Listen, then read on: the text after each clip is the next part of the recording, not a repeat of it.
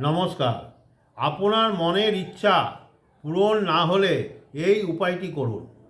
কি করতে হবে? সহজ উপায়। সাদা একটি কাগজ নেবেন, উপরে সবুজ পেন দিয়ে যে ঈশ্বরকে আপনি ভালোবাসেন তার নাম লিখুন। তার নিচে যে মনস্কামনা করছেন, যে মনস্কামনা আপনার আছে করবেন, সেই মনস্কামনাটি নিচে লিখুন।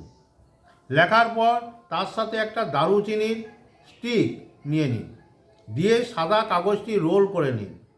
রোল করে নিয়ে সাদা লাল সুতো দিয়ে বাঁধুন।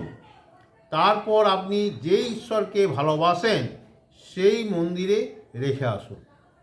যেমন কালীকে যদি ভালোবাসেন কালী মন্দিরে রেখে দিয়ে আসুন, কৃষ্ণকে যদি ভালোবাসেন কৃষ্ণ মন্দিরে রেখে দিয়ে আসুন, মহাদেবকে যদি ভালোবাসেন মহাদেব মন্দিরে রেখে দিয়ে আসুন, হনুমানজিকে যদি ভালোবাসেন হনুমান মন্দিরে রেখে দিয়ে আসুন। মানে যে ঈশ্বরকে আপনি ভালোবাসবেন সেই মন্দিরে আপনি রেখে আসুন।